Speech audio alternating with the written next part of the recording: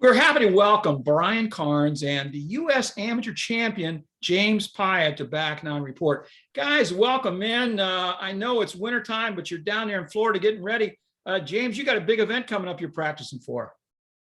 Yes, sir. Well, first off, thank you so much for having me on. I appreciate it. But yeah, a lot to look forward to the spring. You know, first things first, though, I'm looking forward to the college season and Big Ten match play this week. Yeah, hey, you won a little event last summer over there at Oakmont in Pennsylvania, the U.S. Amateur. You beat a guy from Ohio, my guy Austin Grazer. You guys had a great match. You came from behind on the back nine and closed him out. But you've been playing, you've been practicing. You played in the Patriot All America over in Scottsdale right around like New Year's time there, around Christmas time, right? How'd that go? You know, it was a fun week. Got off to a hot start. The first round shooting a 66 and was tied for second after the first round, but kind of fizzled out there in the last few rounds. But it was an awesome week. The tournament was ran super well, and it was really cool honoring a fallen soldier. That was the best part about it. You were playing for something just beyond yourself. So that's what made the event so unique. And it was great anytime you get out of Michigan and play some golf down south for us. So I enjoyed the whole week. You know, Big Ten spring season starts actually this week, right? February 4th at Hammock Beach with the Big Ten match play. And you go straight through into May with the Big Ten championships. But you've got that little event in between there that's played at Augusta National. Have you been able to get on Augusta National yet and play that course at all? Yes, sir. We got out there in November. We had a member invite us out there, fellow Spartans. So it was Coach Lubon, Coach Ellis, and myself got out there, and it was a fantastic experience. It was just breathtaking, you know, stepping out on the first tee. And, you know, it felt like I kind of made it. I told all my buddies I peaked in life. That was my joke after I got home. So just being out on that property was the coolest experience in the world.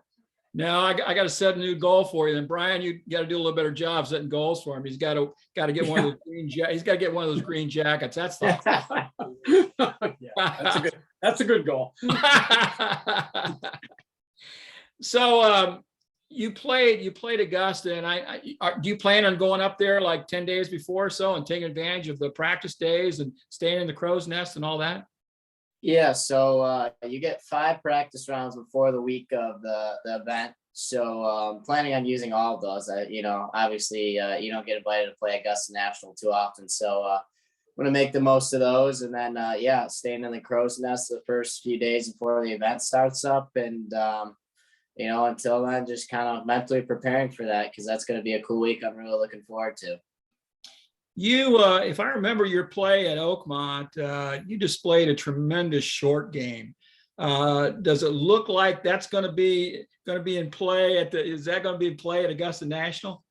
I sure hope so. I'll tell you that, because if it's not, it's going to be a long day out there. So, you know, obviously it was kind of amazing when I was out there. It was more to it than you see on TV as far as off the tee. It was actually a lot tighter than I expected. That's what kind of amazed me. So it comes in advantage hitting fairways out there and just not short-siding yourself. So it's a lot more strategic than you think, obviously, out there. And I'm just going to try to play smart and know when to take advantage and know when to lay back. So that's going to be the key, is just learning that, you know, course management and dealing with it, getting ready here. Brian Cairns is your coach, and Brian's on there with you. And Brian, as James's coach, and being on the tour, what are a couple of things, and looking forward to playing the Masters, what are a couple of things that you're really honing in on, working on right now to get him ready to do that? Well, I would like to see him maybe get his ball flight up a little bit. I think that's something that we might work on a little bit going into Bay Hill. Obviously, you have to adjust on the fly at Bay Hill because it could be windy. But I think his ball flight going up in the air a little bit is number one priority for Augusta. And then you can't give him the experience around the greens. He's gonna have to witness that himself. But really giving him the confidence that you know, you should really be open to trying different shots around the greens. Even if you haven't tried them that much, because Augusta is going to demand a lot more around the greens. And any preparation can ever give you. And obviously we know with all the tour players have said that time gives you the best practice. So I think that's the two things we're going to focus on. I mean, really, getting his ball up. Obviously the driver is going to be key, hitting the fairway, but the irons going up in the air is number one.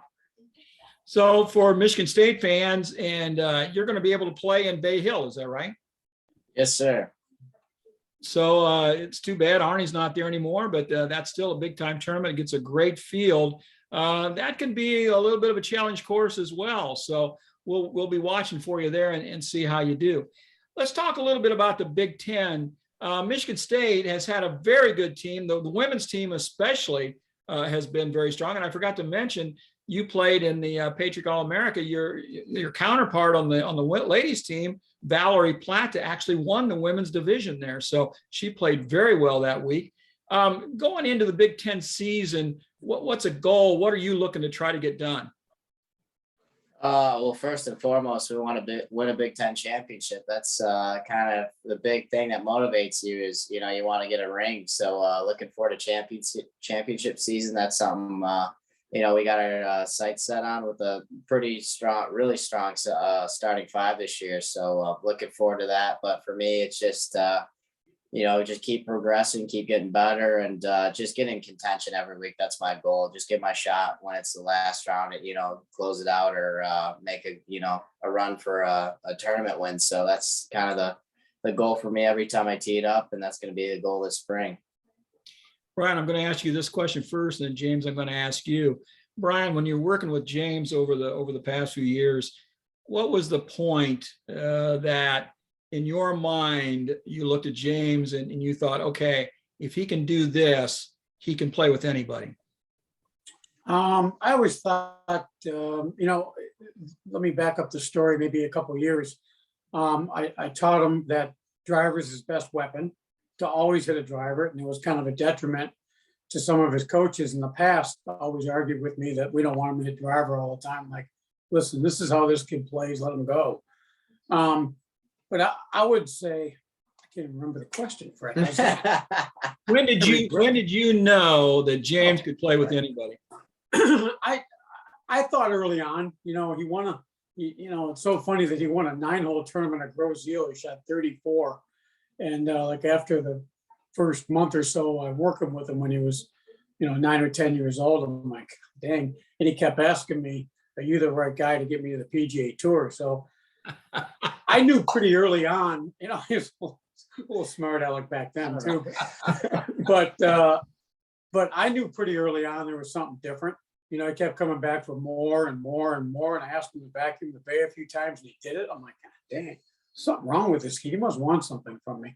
So, I knew very early on, Fred, that he was special, and it's not easy spending time with someone that wants that kind of information. It's unusual to find it in an 8, 9, or 10-year-old, that's for sure. And that they may want it, but then they don't have the dedication to practice. And James, that was going to be my next question to you. You obviously knew at a young age that you wanted to be on the PGA Tour. You wanted to compete with the best. But what drives you? What motivates you?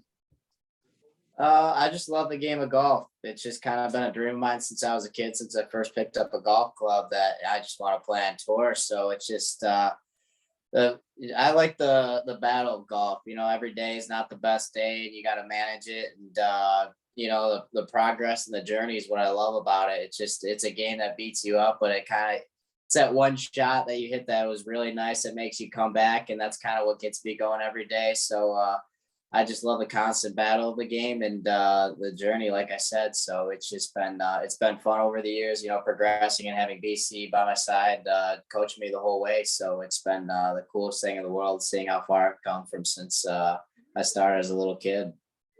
Well, that's great. And James, I think you did a pretty good job picking your coach there. I think he's done you a pretty good job. So hopefully, yeah, he's all right.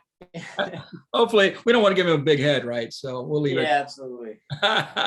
So listen, so when the Big Ten season wraps up here in May, and you make it to the NCAAs, and that gets over, what's next for James Piot? Yeah, so as soon as the season ends, I'll be going professional, either starting at Colonial or Memorial, and we'll see where we go from there. But just planning on, having a full tournament schedule this summer and shooting some red numbers. Well, that sounds great, James. And Brian, guys, thanks so much for coming on and talking to us here on Back Nine Report. We really appreciate it. And James, we wish you all the best. Thank you so much. I appreciate you having us. Thank you, Fred. I really appreciate it.